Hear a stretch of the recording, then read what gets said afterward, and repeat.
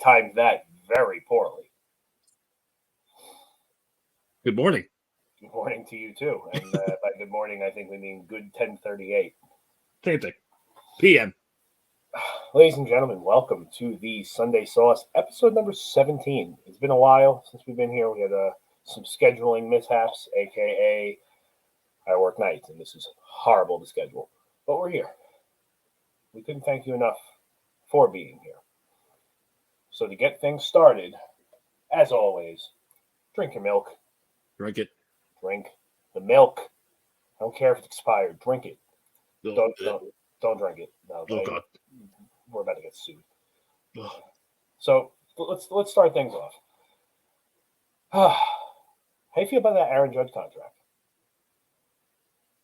We don't care, but you know who does care? Our friends at the Primetime Rundown. They covered so much sports this past week. Hop on the Primetime Rundown every Friday at 7 p.m. with Joey Drezinka, Ian Schreier, Mike Zabo. They will break down everything in the sports world, including the Aaron Judge contract. And maybe they'll even talk about the Brandon Nimmo contract. That abomination. Hey.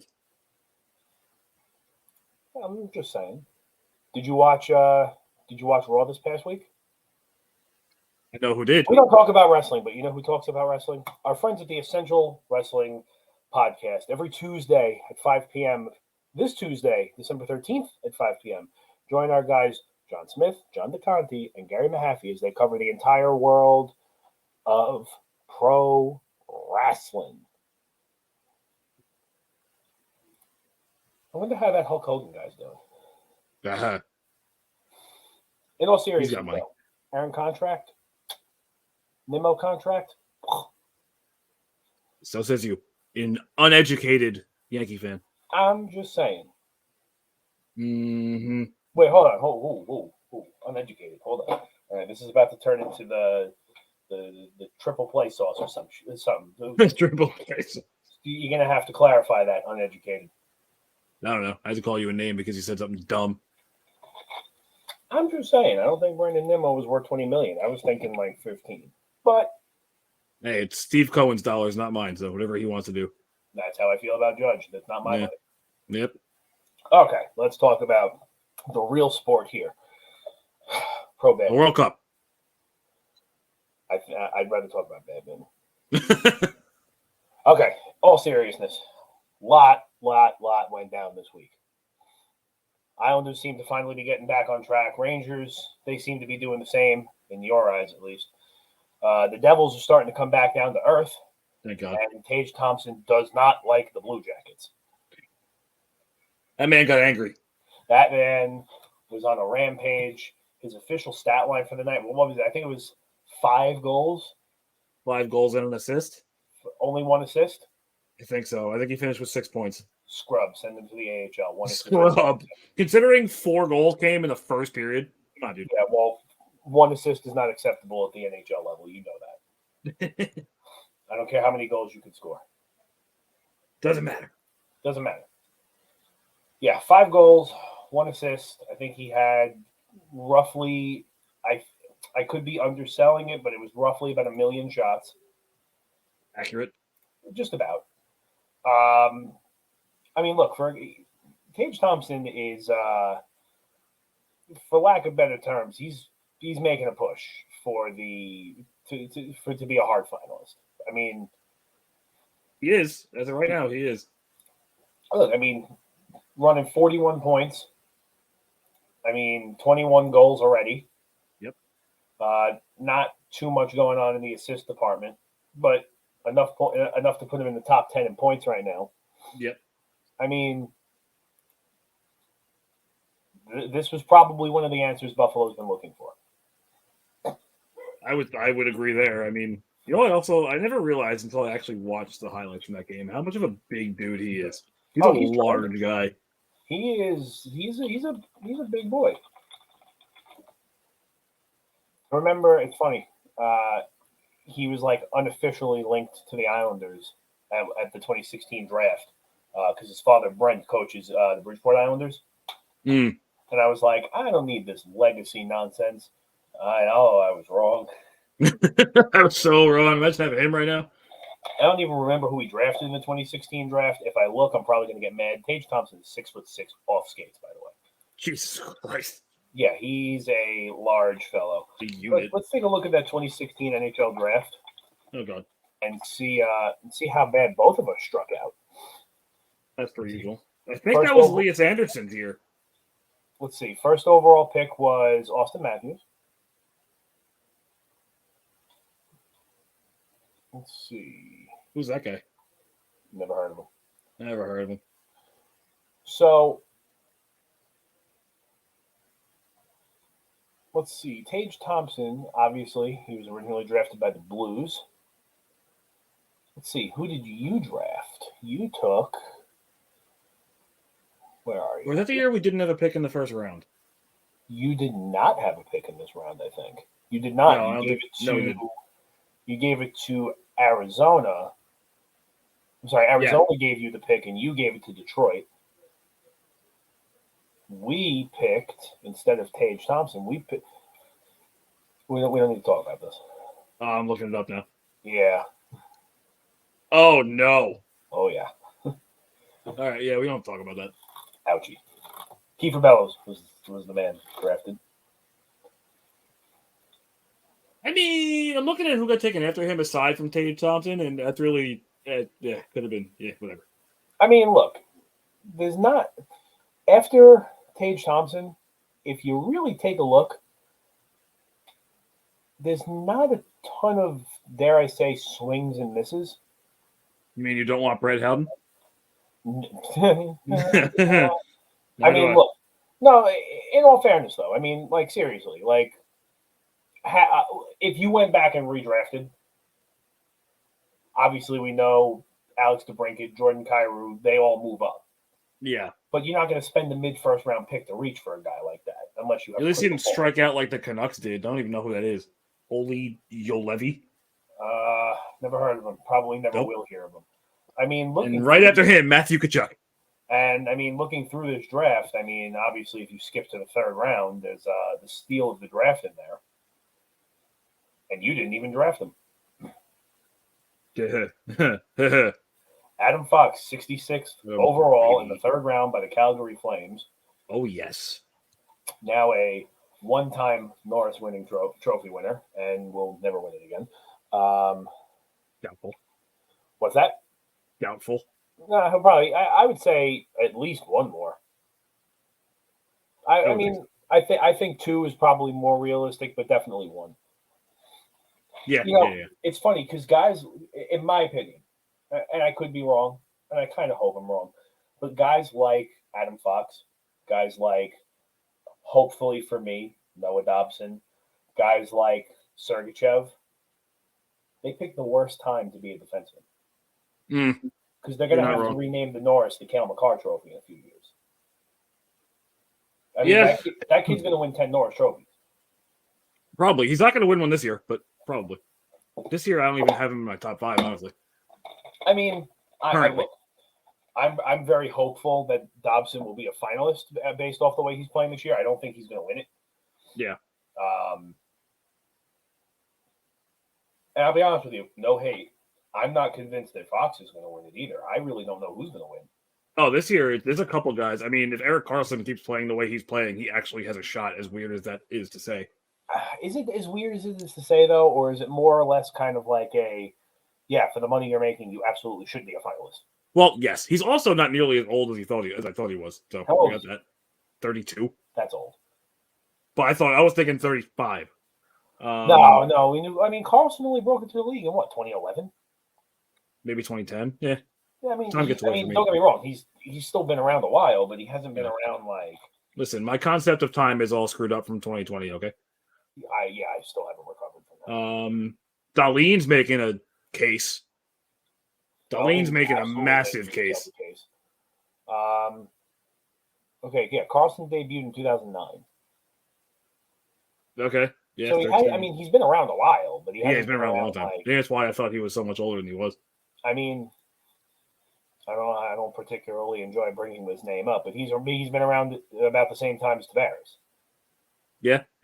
Same year, and remember, Stamkos got into the league a year before him. This is yeah. Stamkos was 08. I think. Well, Duchesne was the 09 draft. Duchesne these was guys have 09. been around for a while. They have, shockingly, it was quick. 09, 19, 20. Wow, 13 years ago. Right. 13 years ago, I thought my franchise was fixed. 13 years ago. And here we are 13 years later. And I was kind of right, but for a wrong reason. No. That guy sucks. I'm glad he's ruining somebody else's salary cap. There you go. Arizona Coyotes still suck. They exist, kind of. Yeah, I mean, I can only roast them so much, but they got absolutely mollywopped by Edmonton Oilers. And by the Edmonton Oilers, I mean Connor McDavid. Yep. Look, credit given where credit is due. They've been the one thing they've been doing this year compared to years prior. They have been much better at keeping their games close. Yeah. You know, I'm looking at their schedule now. I mean, let's see. Fourth arena shootout with Nashville. They shut out Carolina 4-0. 4-3 loss to Detroit in a shootout. 4-3 loss to Minnesota. 5-3 loss to the Kings. 3-2 loss to Vancouver in overtime. 3-2 loss to Calgary in regulation. Mm-hmm. Right now, currently, at the time of recording, they're still tied 1-1 with the Bruins in Boston. So the common theme I see for them is, like I said, they're getting more consistent with keeping games close. They're not taking themselves out of the game in the first period. They play very well in the really supposed to be lopsided games. They'll go get clobbered. I thought you were going to say in what's supposed to be a real arena, but but they'll go get clapped by Chicago, but then they'll take Boston to overtime the next night.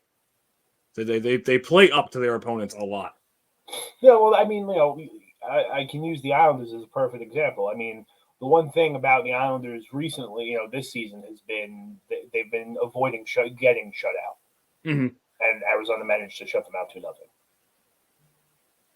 And I'm not saying that that's a tremendous, huge accomplishment, but they're finding ways to outplay systems built to shut them out in the first period, to kill them.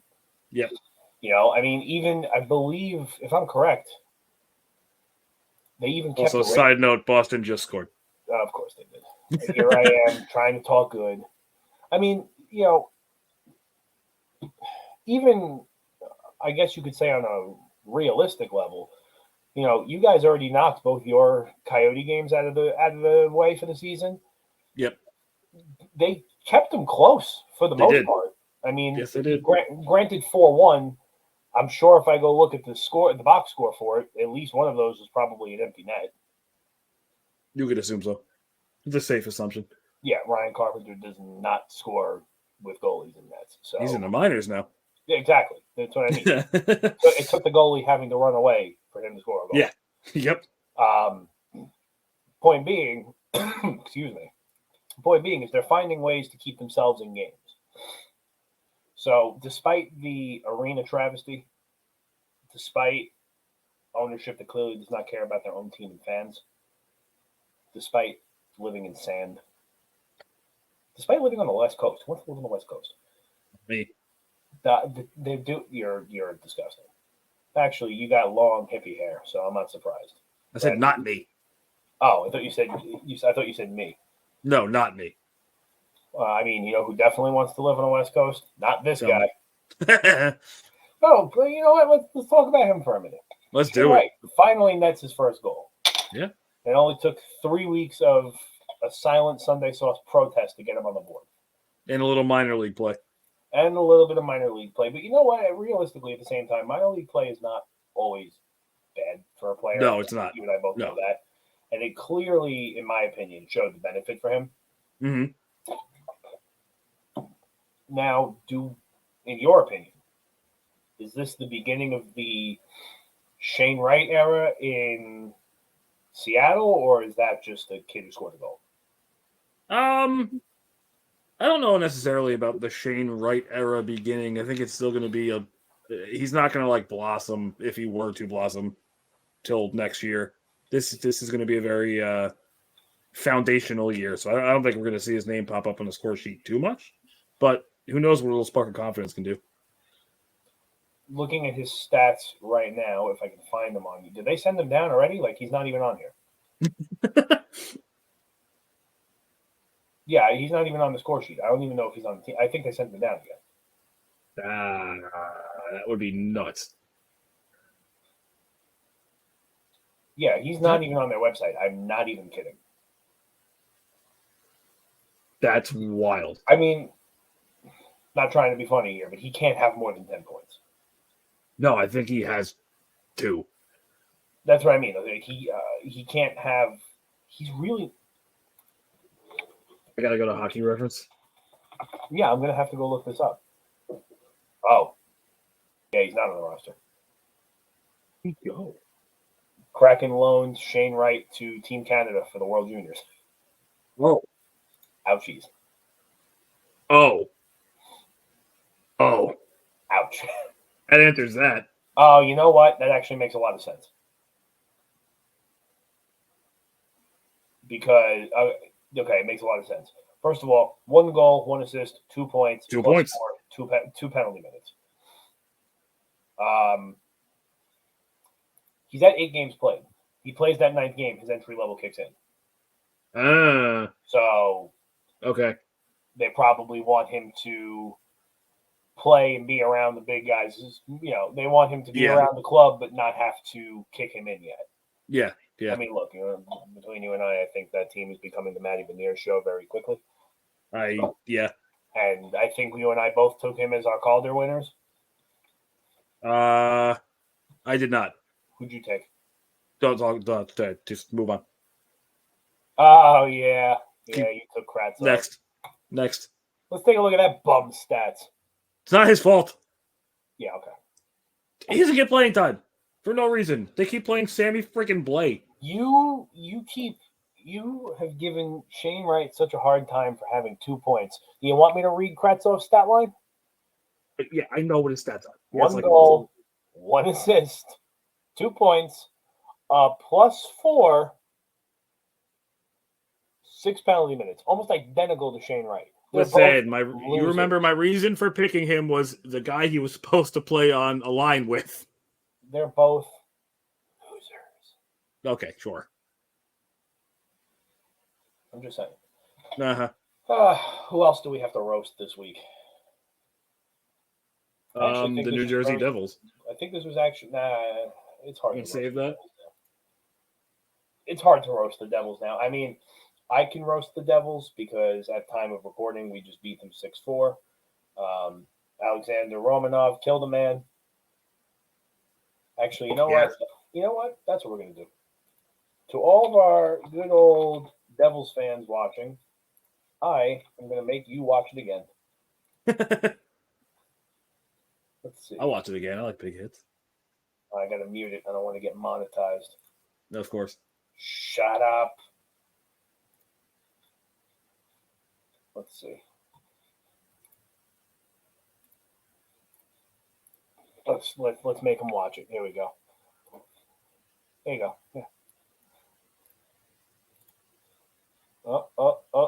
Go to sleep.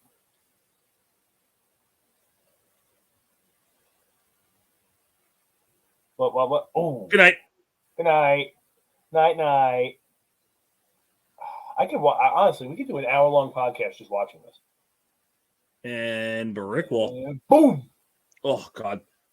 And one more time. Boom. That man's heart almost came out of his mouth. I think it did because he was bleeding a lot. One more time. He was.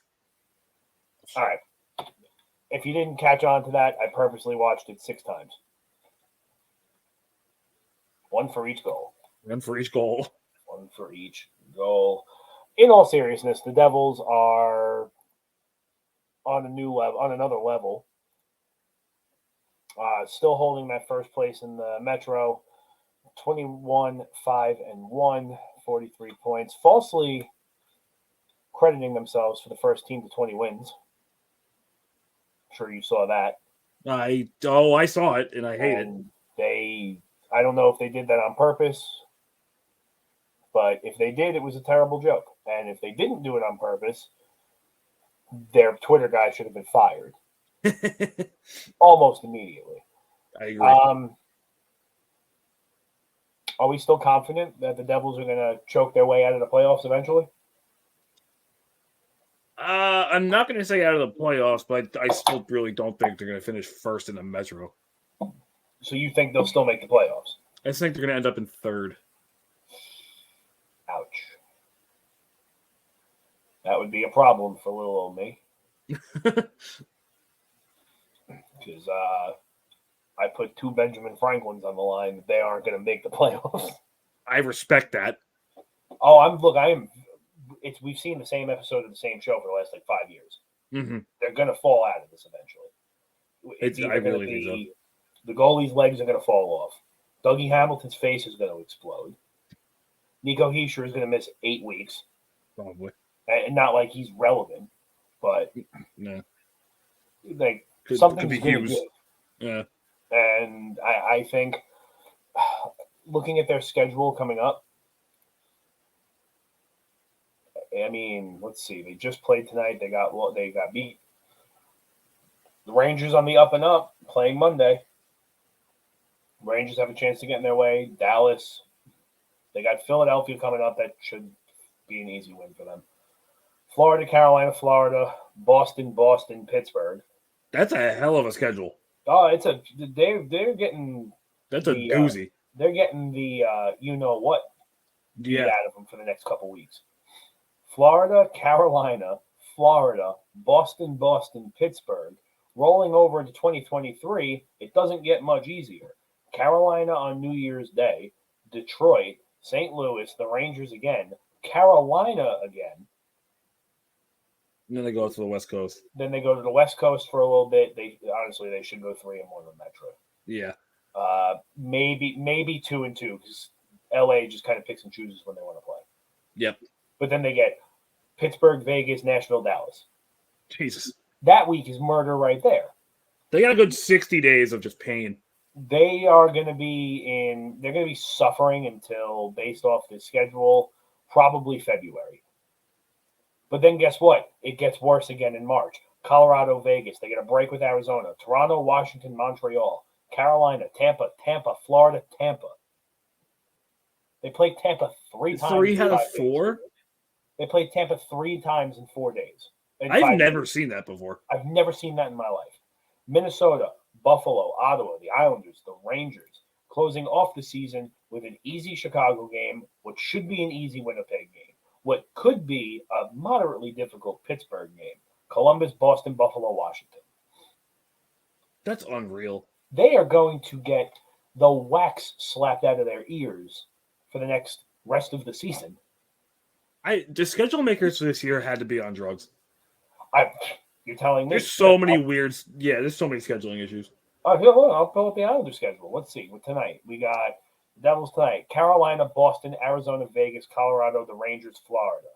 Pittsburgh, Columbus. Seattle, Vancouver, Edmonton, Calgary. Dallas, Minnesota, Montreal, Washington, Buffalo, Boston. Carolina, Toronto, Ottawa, Detroit.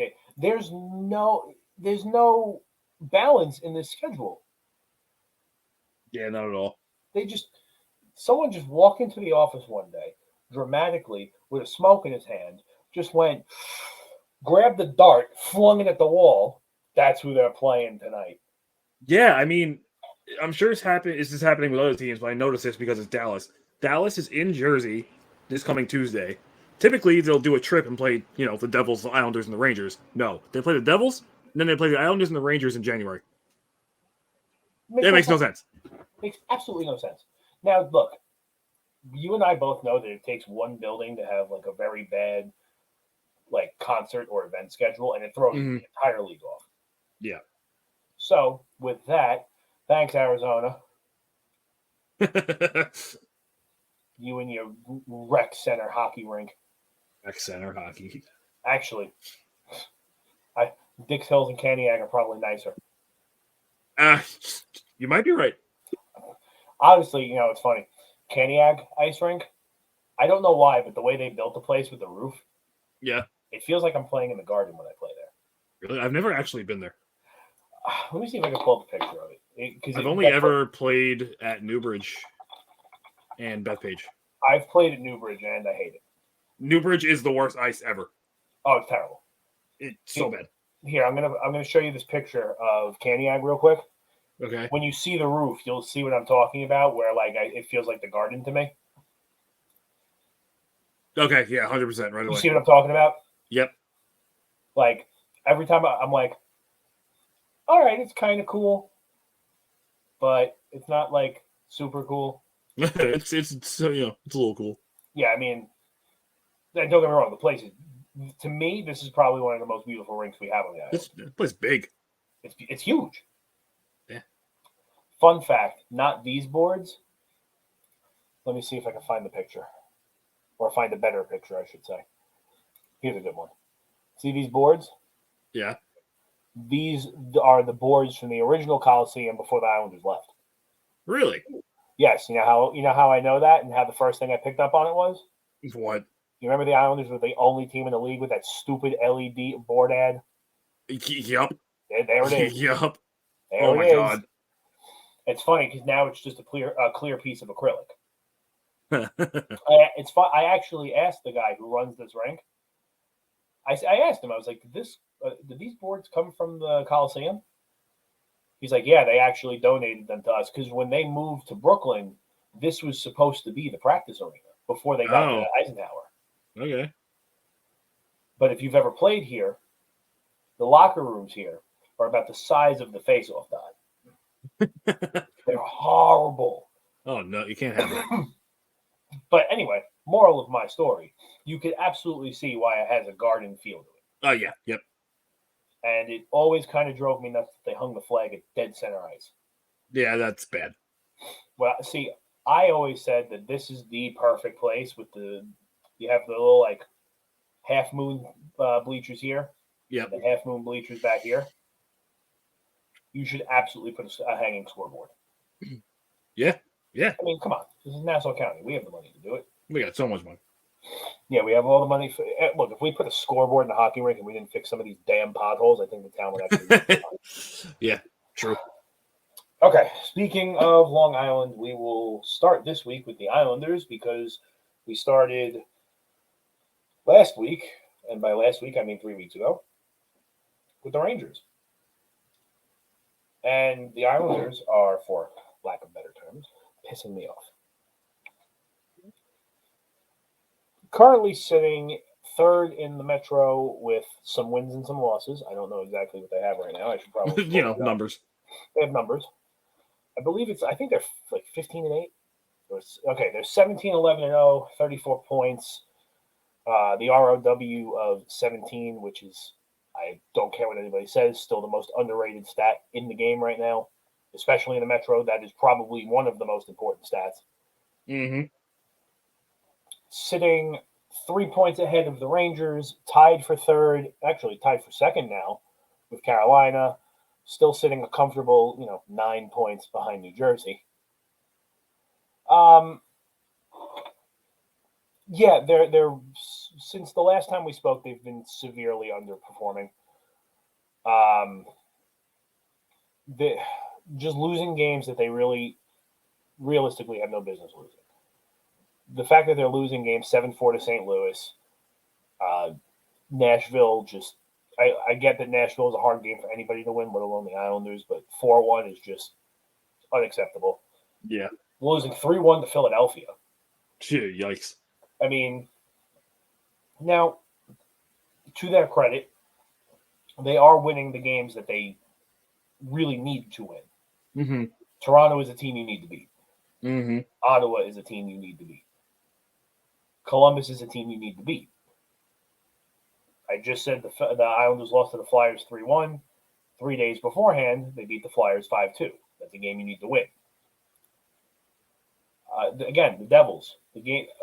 Look, you know as much as I do that at the beginning of the season, how much did I preach division games being the most important games you play? Nonstop.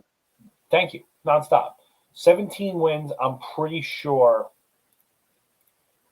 a good chunk of them have come out of the division. Actually, Uh-oh. I closed it on accident. I didn't want to do that. Their division record, if I'm correct, is actually fantastic. I think they've only lost 2 games in the division this year. And I think they were to the Devils and the Flyers. You definitely lost to the Devils once, I think. I know we lost to them 4-1. I can actually look up their division record this year. You ever hear the website M Cubed? M cubed? M Cubed. No. I gotta screen share that. Oh, this is the best website ever. It'll tell you records and all that from forever. Oh wow. Let's see. So let's go NHL Islanders win chart. Here we go. No, win chart. Series records. So look, I have all their all-time records versus every team in the league. Oh wow. Yeah, look, 4-4 with Vegas forever. The team they have the most wins against would be Pittsburgh, I think. No. Nice. 155, 153, and 19 versus the Rangers. That's the most games they've actually played with anybody. But yeah, that adds up. Standings, best worst, franchise win streak, playoffs, franchise win. Let's see. No, this doesn't matter really. Let's see. NHL teams. Let's go Islanders. Let's go year by year. 2022.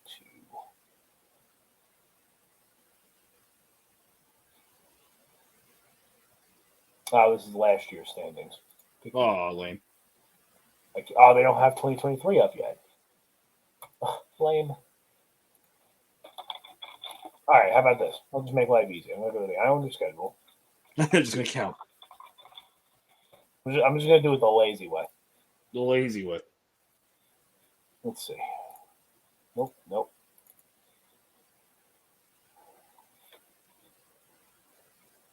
One.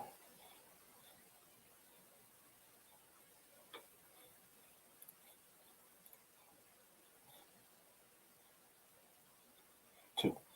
They've only lost 2 division games this year. Okay, that's arguably speaking not nothing. that is, yeah, not nothing. Yeah, I mean, especially when you're beating the teams in the division that you really need to beat. Yeah. Like, no disrespect. Winning both Islander Ranger games thus far. You won the Carolina game you've played so far 6-2. Mm-hmm. I'm okay if you have to throw a game away to Philadelphia because we all know they're not making the playoffs. You're not going to compete against so them. If we have to surrender a game to them, so be it. Mm. Right now, the one division game that hurts the most is that Devil game, especially when that team is sitting first in the division. Unfortunately, that turns into a 4-point game. Yeah. So realistically, we win that game. You're talking about the gap between us and the Devils right now being 5 points instead of 9. Yeah. Just look, you and I both know there's plenty of season left. I'm not worried. I do need some Islanders, however, to pull their heads out from the back and wake up. Since we've last spoken, Matt Barzal has found the back of the net 3 times. Still manages to have 30 points in 28 games. I can't really wrap my head around that one. Brock Nelson is an even point per game. 28 points, 28 games. Anders Lee tonight, he just finally found the back of the net for the first time in 15 games. Noah Dobson, in my opinion, has far and away been the best Islander. 8 goals, 10 assists, 18 points. I should correct myself on that one. He's the best Islander not named Ilya Sorokin. Yeah. Best skater. Oliver Wahlstrom, again, has been having a great year. 7 goals, 7 assists. If I got to nitpick anybody to wake up, and I hate that I got to nitpick this one, it's got to be still Beauvillier. I mean, he's making. I haven't heard his name at all. He's making great plays away from the puck, but he's 5 goals, 6 assists through 27 games. It's not something really to write home about. Yeah, it's not great. Moving to the goaltending, look, Ilya Sorokin. Look, the fact that he's got a 10-8 record, there should be a federal investigation. So how he's played is unbelievable. And that's the record he was given. It's almost not fair. Just saying. Sometimes the team in front of you just plays bad.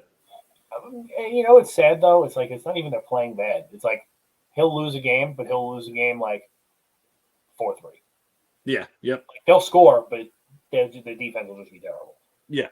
You know, and that's like the one thing I can say about the Islanders this year is that they've been – everybody keeps, for God knows how long, they don't have goal scoring. They can't score goals. Well, they're averaging 3.5 goals a game now. That's another excuse you can check off the list. You know what I mean? Somehow they're averaging that. I genuinely don't understand how they're scoring that much, but hey. You know, I think the Islanders are in a position right now where they finally figured out how to play. I mean, this is going to sound crazy, but they finally figured out how to play team hockey, and they're not relying on certain people to do the brunt of the work. I mean, True. Look, J.G. Pajot has 7 goals. I think he had 7 goals all season last year. Yeah, true. You know what I mean? You know, they've been just, as a unit, clicking. Mm-hmm. Where guys you wouldn't expect to be scoring goals in big situations, Zach Parise, J.G. Pajot, they're all showing up right now. Mm-hmm. And arguably, the Pajot-Parise line has been arguably the best line for a couple weeks now. I mean, they've had, in the last couple weeks, multiple shorthanded goals, multiple power play goals. They had the game-winning goal in overtime together with Columbus in the 4-3 overtime win. They're clicking right now. But that's, in my opinion, your top 6 forwards are not what win you hockey games, and they're not what win championships. Correct. Big correct. It's the bottom 6. Yeah. And if your bottoms, look, Martin Cizikas and Clutterbuck, we know they're going to click. I'm not even looking at them. Mm-hmm. It's that third line, and the third line has been what kills them. Mm-hmm. Year in and year out, the third line is where they get murdered. No one looks at the Islander defense. They all know the Islanders have arguably a top 3 defensive system in the league. Mm-hmm. We all know what Barzal can do. We all know what Brock Nelson can do. We all know that Josh Bailey is terrible. We all know Anders Lee is just going to stand in front of the net and let pucks hit him in the face and score. Also accurate. The third line has always been the inconsistent problem, at least since Barry Trotz got here. Yeah. They finally figured it out. That's solid analysis. I dig it. I'm just saying, the Islanders, I don't know how often you watch Islander games, but the Islanders, when that third line is going, they score 6-7 goals a game. Yeah. I mean, hey, I attended one, and the way it went, I'm going to attend more. Look, I'm going to try to keep as much of the bias out of this as I can. You can be a fan of any team in the world, and that's your business. You can't tell me, and I don't care what these analysts say about the Islanders, you can't tell me that Islander games are not fun to watch. They make them, yeah. When they're good, when they're clicking, they're very good. They like, gel. How many times this year have they rallied back from 3-0 and 3-1 deficits to win? Stupid amount. They did it to you. No offense. They did it to Calgary the day before they did it to you. They did it again recently with Columbus. They were down 3-1 going into the third, won the game in overtime. Like, I'm sorry, but no one can tell me that the Islanders this year are not fun to watch. Won't be me saying it. Yeah, and I mean, now that I know that you're going to go to more games, you got to give me a call, and we're going to go to games together. Well, the reason I said that is because the game I went to, they lost. I was at the St. Louis game. This is a one-man show now. I don't appreciate slander on my network. You know, it's very easy to be bitter when your team has done absolutely nothing in the last 25 years. How did you get back in here? Absolutely nothing in the last 25 years. I'm just saying. I mean, absolutely nothing in the last 40. Ouch. You come at me with fire, I'm shooting it back. Well, at least the NHL didn't have to gift me a lottery pick. Anyway, please. Moving forward, how the Rangers been? Mid. this issue is carried over from last year where I think they just play down to lesser teams. They keep losing to, on paper, lesser teams. Because you see them, 2 days ago play Vegas and they win 5-1. I know Vegas is hurt, but they look good. They were cycling the puck. They were playing well. Yeah, I gave you my opinion on that one already. I know you did, and the Knights being hurt does not affect how well they play. I could play hockey against traffic cones too. You are insufferable. Over the last couple of weeks, they just go up and down. They did exactly what I predicted a couple of weeks ago. They gave Anaheim their first regulation win. They lose to Edmonton, which is a tough game. They go and lose to the Devils. They go beat Ottawa in Ottawa, and then they lose to Ottawa at home. They've been so bad at home, and that's what they need to fix. Stop looking at me like that. I just love the fact that I keep hearing lose. Yeah. Lose. But they did something that I've been asking for weeks. Gerard Gallant listened to me before he got fired. Shut up. I wish. If James Dolan sold that team and someone else bought them, I'd be so happy. James Dolan selling that team is the last thing I want to happen.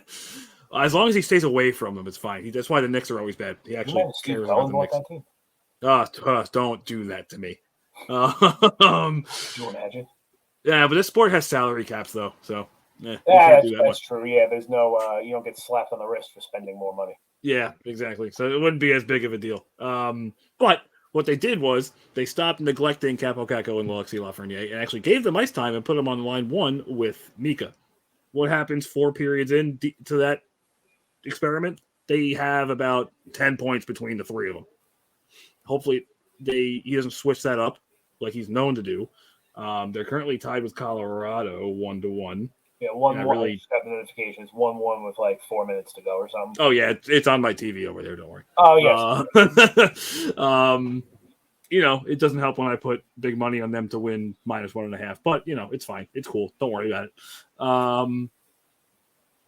That basically they have this issue where they play down to teams that they should beat, which they should beat Colorado right now because of how many players are in the hospital on that team. But you live and you die. Pain, it's part of life. They'll turn it around. We'll be fine as long as they keep the kids together, and maybe Gallant will stop scratching Vitaly Kravtsov for Sammy Blais. No, let him keep scratching him. I want to see. I want to see your prediction fall out the window. Listen, all I'll say is I'm understanding why people say that the honeymoon effect with Gallant ends very quickly after one season. This guy pisses me off. I mean, look, I know I give you a hard time for your gifted lottery pick, and it was gifted. You can say whatever you want. But the fact that you have your first overall pick and previous year's second overall pick, trying to justify even considering putting them on your bottom 6 pairings is unacceptable. It makes no sense at all. And anyone who's watched the games could see that early in the year, especially when they started this slump, Panarin and Trocheck had no chemistry. And what do they do? After forever, it takes them too long to do it. They throw Hedl with Panarin, and look, chemistry. They throw Kravtsov on that line. Kravtsov scores a goal, plays pretty well. And then the next day, he's crashed. Yep. I mean, look, in my personal opinion, and my opinion from experience, when you make a high draft pick, forget about top 10, let alone top 3, and you put him on the third line, guess what happens? Garbage. Josh Bailey. That's what happens. You have a coach right now that is currently trying to create 2 Josh Baileys at the same time. Yeah, they turned 2 high draft pick scorers into great checkers. Yeah, and you're also talking about 2 kids with pretty decent size. I mean, you didn't have to teach those kids how to play on a checking line. They were going to check no matter what. It's unreal, and I'm happy that when they finally got time with Zibanejad that they did well. It shows that they still have that scoring talent, didn't get ruined, didn't get sucked out of them. Yeah. So I really hope it stays that way. I mean, it also shows how good Mika Zibanejad is. You can put it with anybody, and he's going to light it up. Right. I really think he's a top. I'm gonna say he's a top 10 player in the league. Other people are going to say probably top 20. But who's that? Mika Zibanejad. I'd probably go not top 20. I would probably go top 15. Just because. Which is fair. in all fairness, you have guys who were not in the top 10, 15 last year, like Tage Thompson, Yeah. Jason Robertson, who Jason Robertson. Oh, yes. who have flown to the top of the league out of nowhere. He's unreal, man. I would put him, and when I say top 15, I mean like 11. Like I hear you. Right outside. Yep. Because you and I both know that 1, 2, 3 all belong to McDavid, Draisaitl, Matthews. Matthews this year, I would put him at like 6. Stop. He's not having a great year. Enough. Matthews. How are you going to say Matthews is not a top 3 player in the league? At this current moment where we stand, I'm not going to say he's a top. You put someone who's on the IR in the top 3. Yeah, because he's going to do better than him just sitting around. Oh my God. Okay, you're going to tell me right now that you would take Austin Matthews over Nathan MacKinnon in a regular everyday draft. Yes. You are a stupid person, and I hate you. You're talking. Okay, I'm looking at the stats right now. Nathan MacKinnon has 34 points. Let's see. 34 points. Where are you? Okay, not a ton of goals. And by not a ton, I think it means nothing. Okay, not a ton of goals. Where are we here?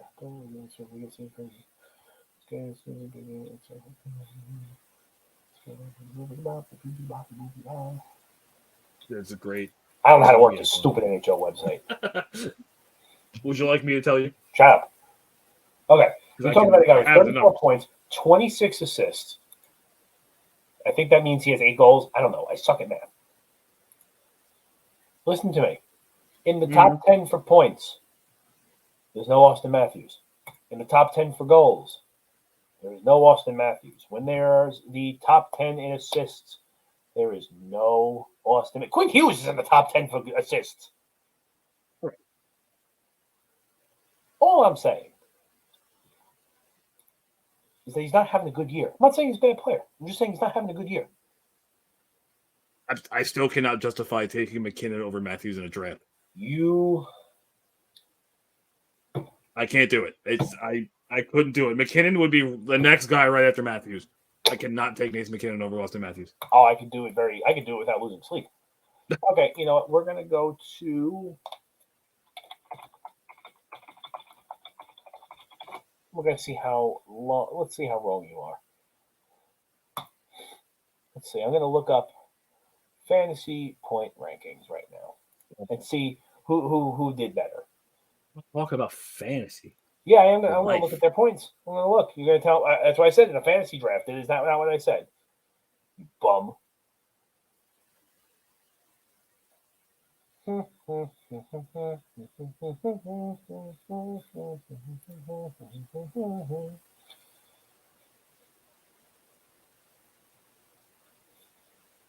Okay, great. You know where Nathan MacKinnon sits right now in fantasy? Where? 8th. You know where Austin Matthews is? Where? 17th. Oh boy.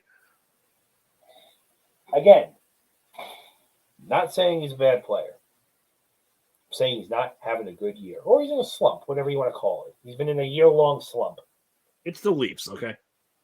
Yeah, I didn't even rule that one in. The Leaf factor, the milk. Yeah, good point. I completely forgot how bad they are. They're not even really having a great year, are they? They're like, okay. I think they're like as mid as it gets at the moment. They're the Maple Leafs. And I'm going to be honest with you. The fact that they're as mid as it possibly gets right now actually kind of scares me to death. Means they haven't gotten hot yet. No, that means they're going to be consistent. Oh, no. No, okay. No, they're 17, 5, and 6. That's pretty good. So let's see. 17, 5, and 6. They haven't lost a game in regulation in their last 10 games. You know, it's crazy when you look at the standings right now and how Tampa's obviously going to jump ahead of them at some point. But the fact that Detroit can jump ahead of them at some point is even more terrifying. We were kind of right about Detroit in our beginning of season rankings. They're going to be good. And a certain somebody who is on another show who said that Detroit's not going to be good yet is going to get an earful from me. Yeah, but no, it's even because he also had Seattle being good. Seattle's in second place. Oh yeah, I forgot about that. Yeah, so we're even. We're even. To be fair though, we both did say his prediction regarding Seattle wasn't too far off. It was just not. It was very hard to believe. There, and I also think all three of us had Winnipeg being kind of bad. I think we all said they were going to be terrible. And they're in first place. Yeah, I don't even. That makes no sense. Here I we mean, go. Connor Hellebuck is Hellebucking, but Let's see. We said central predictions. I'm pretty confident I had Winnipeg in like 6th. You had Winnipeg in 6th. Joe had Winnipeg in 6th. I had them in 7th. We're all dumb. Actually, you know what? How about this? Let's spend. I'm gonna put these into StreamYard right now. Let's do a little quarter season review on our what the Rankings, hell do you call those things? predictions. Yes, those predictions. Let's spend a couple minutes doing a quarter season review before we get the hell out of here. Start in the Central because that's who we're talking about. Read to me their standings at the moment. First, Winnipeg. Second, Dallas. Third, Minnesota. Fourth, Colorado. Fifth, Nashville. Sixth, St. Louis, Arizona, Chicago. Yeah, we didn't get any of that right. And Yeah, by wow. any of that, I mean we were not close. No, not even. Except I have Minnesota right. I'm not going to cling to that. I think the only thing that we got right in this, and I don't even know if we got it right. I think it's Arizona. No, we didn't Nope. get that right. Arizona, nope. Chicago. I'm shocked about St. Louis. St. Louis is one of my biggest surprises of the year. Yeah, they're picking it up now a little bit, but they were really bad. Yeah, no, they're terrible right now. And they started the season relatively hot, and then lost like 8 million. And then they got ice cold. All right, bring us to the Pacific. To the Pacific. First to 8th, we have Vegas, Seattle, L.A., Edmonton, Calgary, Vancouver, San Jose, Anaheim.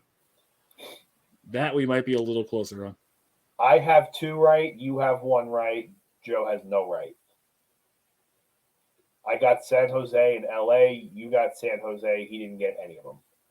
But we all took a beating up top, too. Yeah, we did. I mean, who would have thought Vegas would have been this? I mean, at least I had him in 3rd, but like this good. I mean, in all fairness, Calgary's kind of doing what I originally said and probably not going to break 75 points. Yeah, we'll see. It's going to be close, honestly. I think they're just a team that can't get into their own way. Yeah, I kind of get that. I think they. I'm still this whole Huberdeau trade still has me like thrown for a loop. Yeah, I can't get used to it. It just doesn't seem like they're clicking very well. Like it actually seems like Florida, and while we're talking about Florida, we'll jump to the Atlantic. Like it seems like Florida almost won that end of the deal. Yeah, it seems that way. Let's see what we got here. Oh, we are. Oh boy. Yeah, we're about to get slammed. First to 8th, Boston, Toronto, Tampa Bay, Detroit, Florida, Montreal, Buffalo, Ottawa. None of us have first place right. None of us got Me first and you place. have second. Yep. We all got 3rd. You and I got 3rd also. No, Detroit's in 4th. Detroit's in 4th?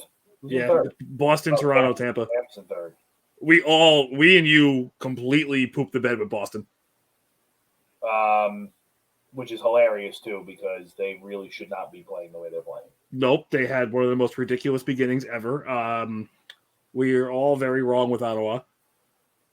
And I hate to say it, and I don't. You know what? I don't even hate to say this. I'm just going to say it. I'm kind of glad that we were wrong on Montreal. Yeah, I mean, don't get me wrong. You were only off by 1. I'm only off by 2. They're sitting in 6th. but they're better. They're much better than we thought. They're playing much better hockey than we thought. They just play in a tough division. Yeah. And you want to talk about tough divisions? Go ahead. Okay, this is going to be messy. This is going to be tough. New Jersey, Carolina. Got the first one. Carolina. You and I got that. Yep. Then Pittsburgh. None of us got that. None of us got it. The Islanders. We both, all three of us got it. all three of us got that. The Rangers, none of us got that. Washington, none of us got that. Philly, and then Columbus.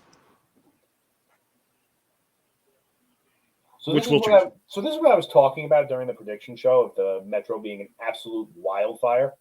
Yeah, and we did say though that like 2 through 6 could easily be separated by a We couple points. did. We absolutely said that 2 through 6 are a literal crapshoot, Mm-hmm. and I think that makes it hilarious now because 1 through 8 are a crapshoot right now. Well, how about this? 1 through 7. Yeah, because Philly owns the 8 spot. The 8. That's Philly. Columbus has been pretty bad, but I think Philly will. Columbus has been pretty bad, but Columbus also has a very strong reputation of like turning it on for the last month of the season and finishing 3 points out of the playoffs. This is very true. So, as far as I'm concerned, 1 through 7 are free game. Mm-hmm. I mean, look, we had Pittsburgh at 5th. They're sitting 3rd now. You and I had Washington 3rd. They're sitting 6th. I could definitely see I think me and you have the exact same thing, right? Yeah. Swapping Washington and Jersey and juggling the top 4 around. Yeah, I mean, look, I really hate to say it, but I'm not even convinced Washington's going to make the playoffs. I don't think they are. And part of me hates to say this. Part of me is thrilled to say this. I'm not so sure the Rangers are going to make the playoffs. Oh, they're going to make the playoffs. I'm not that worried about that. Here's my thing: if the Devils manage to hold on, right? Mm-hmm. Carolina, is a lock. The Islanders play consistent enough hockey to where at least a wild card spot is a lock. Yeah. Again, Pittsburgh is doing exactly what we said they were going to do. We were not sold on Pittsburgh being the 5. We knew they could be the 2. Yeah. Although I will say, Pittsburgh, out of those teams, Pittsburgh is my pick to fall off. So when you take the Devils, you take Carolina, you take Pittsburgh, you take the Islanders. If the Rangers, in my opinion, don't get in on a wild card, I think they're screwed. And I don't think it's going to be screwed because they play bad hockey. I think that the fact that they played bad hockey for the last 2 weeks is going to shoot them in the foot. We're getting towards crunch time. But I mean, look, it's crazy to sit here and talk about crunch time in December, but it's true. What was the big stat going around? The teams that are in the playoffs on Thanksgiving Day have 75% of the time usually the teams that go. Mm-hmm. You were not one of those teams. Not currently, no. No. So, I mean, again, you're banking. I think you and I are within reason banking on the Devils collapsing. Carolina is going to eventually. Mm-hmm. Pittsburgh has already done there. Mm-hmm. Like I said, the Islanders, no bias intended. They play consistent enough hockey to where they're going to be there. And even when the Islanders were bad in the early 2010s, they were in it till the second to last game of the year. Yep. Every time they're not going to be eliminated in mid-March. They're going to be in it till the end. Like, again, especially in the Metro Division, it would not surprise me if their playoff season came down to the last game of the year. It could, but I also think both wild cards are going to end up coming out of the Metro. I would not be surprised. The only team, in my opinion, that would actually probably screw us out of a wild card is Detroit. Yeah. That's the only team that would screw a Metro team. Mm-hmm. And I say that because they're playing so well, both within their division and within the conference. They're essentially scooping up 3 points. Let me pull this up right now. I was actually looking at this before. I want to make sure I'm right. So you have, let's see. So if the playoffs started today, Boston, Jersey, Toronto, Carolina, Pittsburgh, Islanders, Tampa, Detroit. Mm-hmm. You're the 9. You miss. Yeah, because of the games played. And stuff like that.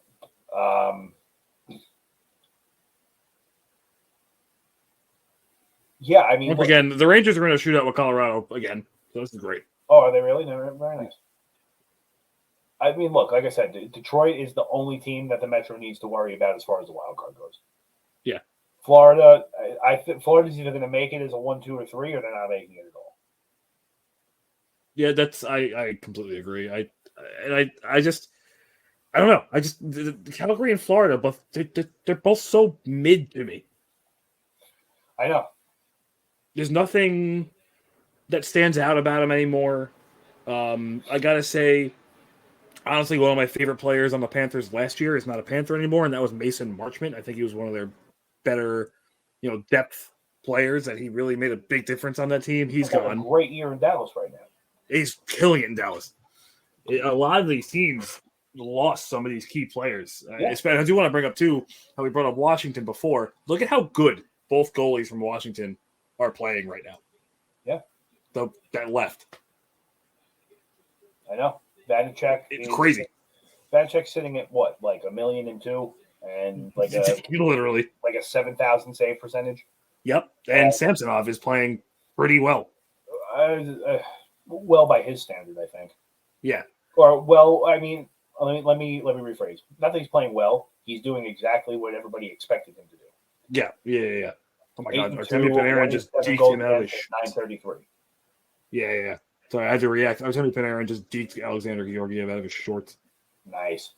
And just to talk about goalie tandems really quick, Matt Murray is not having the worst year in the world behind him either. No, dude.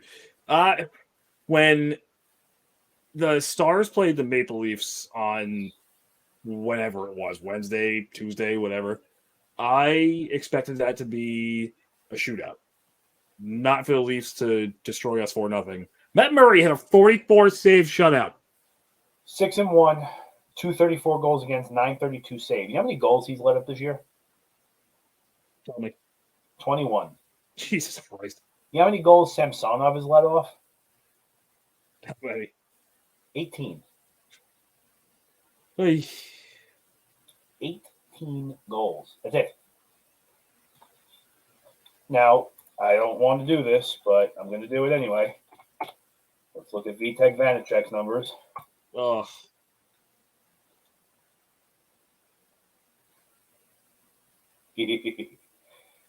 15 games. 12-2-1. Oh my God. 210 goals against. 922 save. 30 goals allowed. Somebody in the Capitals management system has to be kicking themselves in the face repeatedly right now. Oh, yeah. I mean, look, don't get me wrong. Darcy Kemper was not a bad signing for them, but look, you didn't have to have two eyes to go out and realize that Darcy Kemper was not the reason Colorado won a cup. I mean, I don't know. Look, Darcy Kemper was arguably comparable to slice of Swiss cheese through most of the season. I mean, his goals against was in like the high threes. And the only reason he was able to get away with letting up 4 or 5 goals and winning was Colorado was scoring 8 goals a night. Like that, I don't know how anybody saw he was the answer. You're muted. No, I'm good. Oh, you're good. Okay. But someone in Washington is probably going to lose their job this year. I just don't see the reason why they got rid of both of them. You know, and it's funny, too, because I remember you and I were talking like, oh, well, who are they going to trade? I think you thought it was going to end up being Samsonov. Yeah. And I agreed with you. And then Washington was like, oh, yeah, we're getting rid of both of them. This is a hold by beverage. Yeah. So. But you are right, though. I mean, Kemper's not playing bad. He's a 2.5 goal against average and 916 save. The Capitals just have problems. Well, in all fairness, the defense that the Capitals provide is not a bad defense. He should have a low goals against on that team. Yeah. Just saying. Yeah. It's I don't know. They're kind of, again, I'm using this term a lot now, but they're kind of mid. No, well, it's funny because a lot of teams are mid right now. Yeah. Like we're in that weird area of the season. It's not even that weird area of the season. It's just you look at a lot of these teams and it's like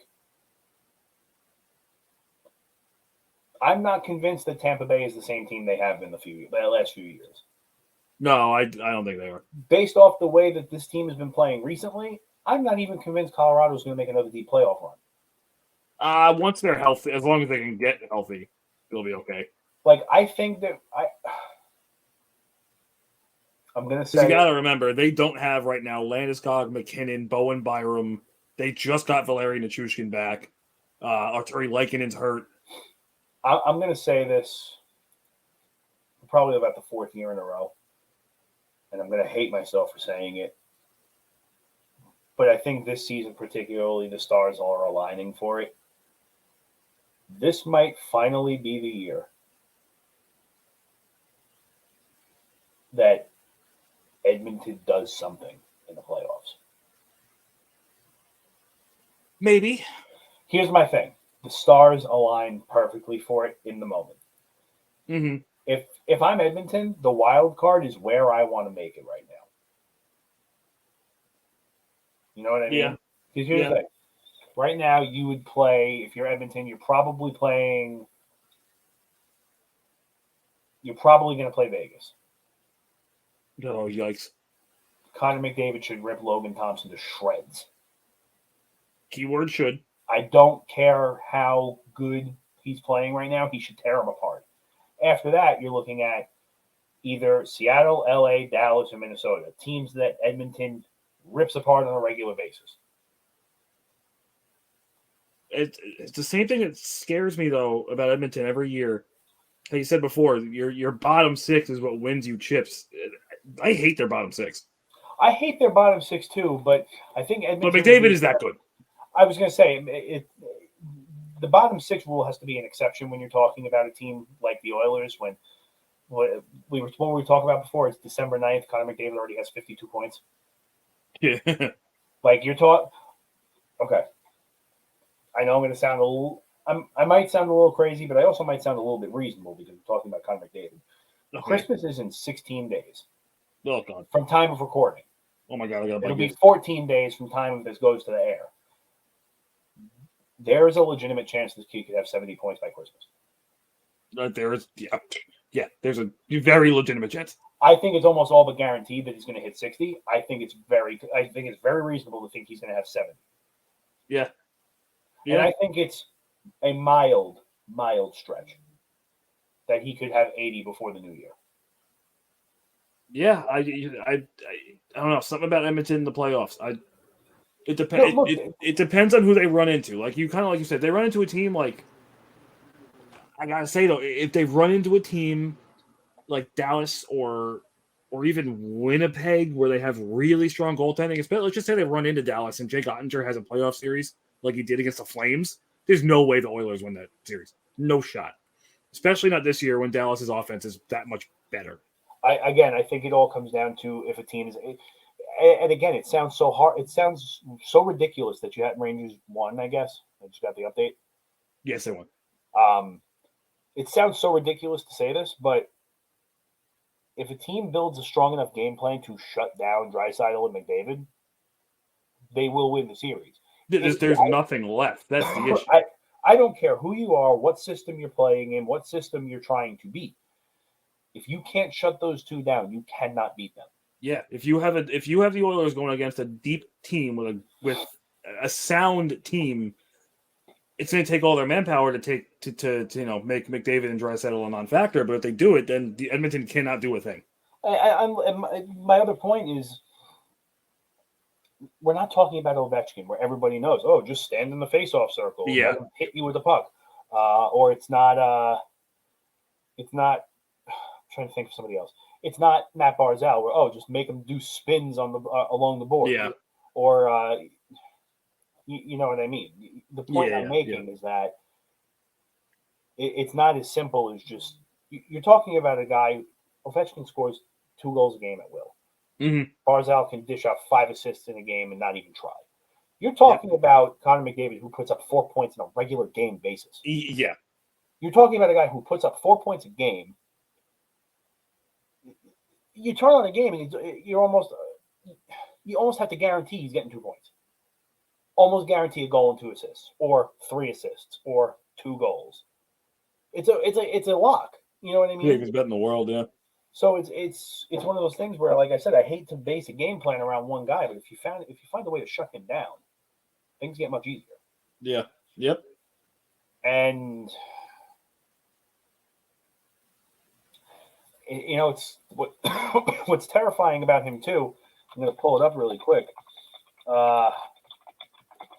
He doesn't have much longer to go in Edmonton. No. He's going to be a free agent after this year, 3 seasons. Mm-hmm.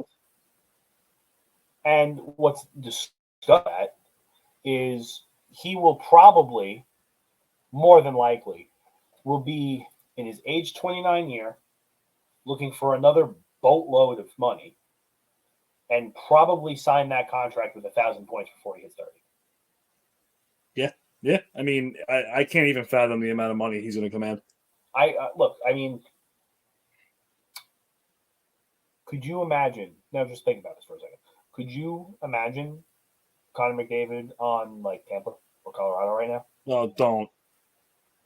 I'm sorry, but the team that gets him, first of all, the team that signs him for 7 years, first of all, that team is screwed for a very long time after he's gone. Oh, yeah. Because they are going to dish out a lot of money for him, and they are going to have to trade a lot away to make room for him. Look, he's one of those players where he's going to hit the market, and if he doesn't stay in Edmonton, he's going to have 32 phone calls waiting for him. Oh, absolutely. I mean, consider any of the current playoff teams that are deeper than Edmonton, which is almost all of them, adding Connor McDavid. Yeah. It's insane. What's the largest NHL contract to date right now? I think is it him or is it somebody else? It might be Panarin. I know he makes 11. How much does Panarin make? 11.5 a year. Then he's not the largest. Is it who? Okay. You want to get technical? Oh, sure. Shea Weber. Oh, okay. He signed before the new CBA. Yeah. He signed that 14-year 110. Okay. Sidney Crosby 12-104. McKinnon 800,800,000. You know what though? I screw the value. I want AAV. That's what matters. Okay, so the AAV. That's Mac, right? No, it's McKinnon. Yeah. Yeah, it's Mac. Okay. He's 12.6. McDavid's 12.5. This is going to sound ridiculous, but not at the same time, because again, we're talking about Connor McDavid. You're talking about a player who's probably going to get anywhere between 15 and 18 AAV. Oh, I think he gets 15 easy. I mean, 15 easy. I think 18. Yeah, I mean, you got to think our Panarin makes almost 12, and this is the salary cap is going up. The salary cap, I think, what was it, 20? Actually, ironically enough, I think the salary cap shows you how fixed the NHL might be. The salary cap in 2026 is supposed to go up to $97 million. Oh, funny. What a surprise! McDavid's a free agent in 2026. Incredible. It's give everybody the money to get him out of there. Here. Here's a check. Just get him out of that place. Yeah, seriously. Unbelievable. I'm done talking about hockey, mate. I'm tired. You have anything to add before we go? I'm just happy the Rangers won. I'm not. Got 2 points on you. Yeah, milk. What about that? Yummy. Milk. I saw them in person. It was great. I got to see them. Yeah, you were there for the beer shower. I was there for the beer shower. That was horrific. That fan base should be disgraced. As a neutral third party, I was very entertained. As someone who was with a Leafs fan, I was afraid for her life. You were a Leafs fan at a Devils game as a Ranger fan. Yes. It's okay. I went to Devils Sharks wearing my Islander jersey because I thought it was going to be fun to be that guy. And, I realized how many looks you get when you do that. I'll never do it again. Yeah, no, you don't want to. There's two arenas you don't want to do that in. That's the Prudential Center and the Wells Fargo Center. Yeah, that was a very bad idea. Yeah, those Jersey people are scary. I went to an Islander Flyer game in Philly, and I didn't even want to wear my Islander jersey there. Yeah, I'm considering going to Rangers Flyers on the 17th in Philly, but I kind of want to live. Tell you how fast I ran into the building for that game? The Flyers were beating the Islanders 3-0 after the second intermission. The Islanders came back and won that game in shootout. I was in my car before Robin Leonard could make the last save. Yeah, you got to bring like a jacket or something. The second that game's over, you put that jacket on. I ran. No, me Yeah. and my friends legitimately ran to the car. We thought we were going to get beaten down. Yeah. Stay classy, Philly. Stay classy, San Diego. All right. With that, Shane Wright, good luck at the World Juniors. We hate you. Milk. And this thing. Yay. Tyler Dell alongside. You got it right so many times in a row. It's been a few weeks. I'm sorry. Andrew Mucaria. Nailed it. Yeah, nailed it. We'll see you next week. As long as, we schedule things right. See you.